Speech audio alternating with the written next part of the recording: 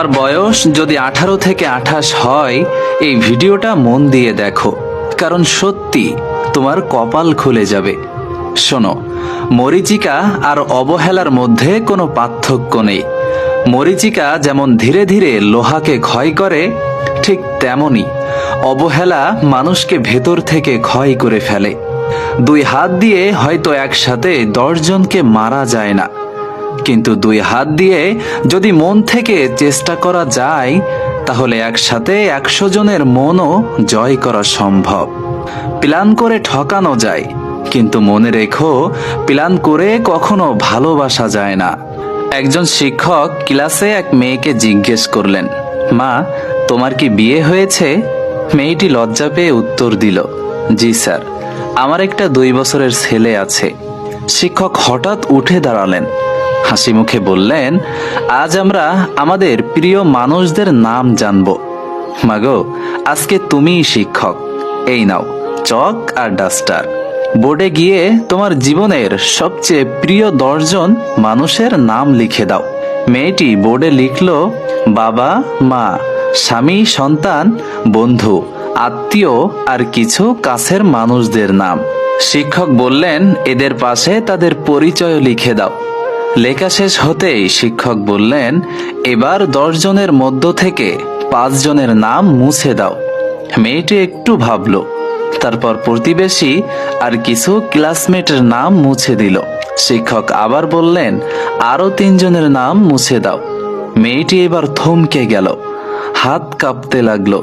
ধীরে ধীরে সে তার বেস্ট ফ্রেন্ডের নাম কেটে দিল, আর কাঁপা কাঁপা হাতে বাবার নাম, মায়ের নামও মুছে ফেলল, আর চোখ বেয়ে টপ টপ করে জল গড়িয়ে পড়তে লাগলো। ক্লাসে সবার মধ্যে নীরবতা, উত্তেজনা টান টান। বোর্ডে এখন মাত্র 2 জনের নাম বাকি, স্বামী আর সন্তান। শিক্ষক বললেন, এবার আর একজনের নাম মোছো। কিন্তু মেয়েটি আর পারল না, বোর্ডের সামনে দাঁড়িয়ে কাঁদতে লাগলো। শিক্ষক এগিয়ে গিয়ে বললেন, মাগো, এটা তো শুধু একটা খেলা। তোমার প্রিয় মানুষদের নাম মুছে দিতে বলেছি, মেরে ফেলতে তো বলিনি। তবু মেয়েটি কাঁপা কাঁপা হাতে ছেলের নামটা মুছে দিল। তারপর ভাঙা গলায় বলল, ছেলে একদিন বড় হবে, হয়তো আমাকে ছেড়ে চলে যাবে, কিন্তু আমার স্বামী, সেই আমার সারা জীবনের সঙ্গী, সে আমার সত্যিকারের বেস্ট ফ্রেন্ড।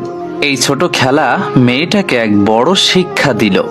আমাদের জীবনে বন্ধুত্ব আছে, বাবা মা আছে, সন্তানও আছে, কিন্তু জীবনের পথে শেষ পর্যন্ত যাকে আঁকড়ে ধরে এগোতে হয়, সে হলো তোমার সঙ্গী। আর ভালোবাসা, ভালোবাসা মানে কখনো রূপ নয়, সাজ নয়। ভালোবাসা মানে ঝগড়া করে দূরে সরে যাওয়া, আবার একটু পরেই একে অপরকে ভীষণভাবে মিস করা, তারপর মান অভিমান ভুলে আবার এক হয়ে যাওয়া। বন্ধুরা, একটা বিষয় সব সময় মনে রেখো, মানুষের আসল পরিচয় টাকা, পড়াশোনা বা চাকরি দিয়ে নয়।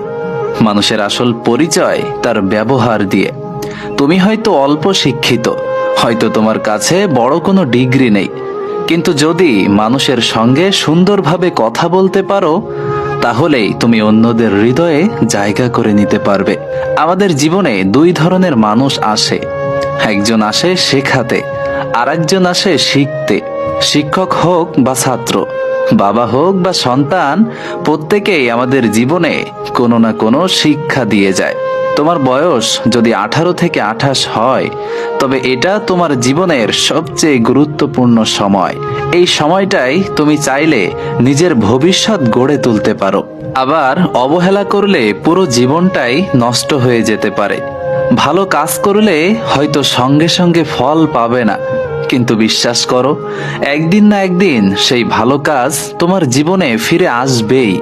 যেমন বীজ বপন করলে সঙ্গে সঙ্গে গাছ পাওয়া যায় না, সময় লাগে, ধৈর্য লাগে, পরিশ্রম লাগে।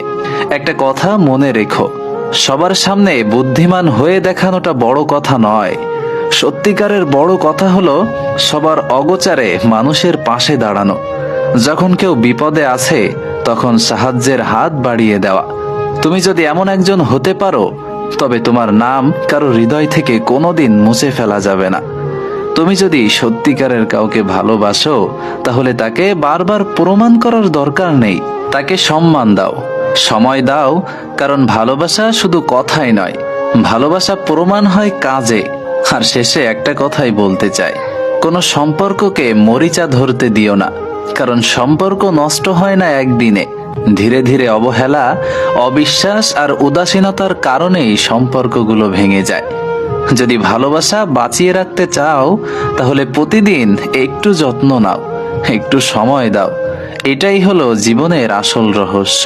বন্ধুরা, যদি মনে হয় গল্পটা তোমার হৃদয়ে লেগেছে তাহলে ভিডিওটা শেয়ার করো, কমেন্টে জানাও তুমি কাকে সবচেয়ে বেশি ভালোবাসো। হয়তো তোমার কমেন্ট পড়েই কারো জীবনের দৃষ্টিভঙ্গি বদলে যাবে।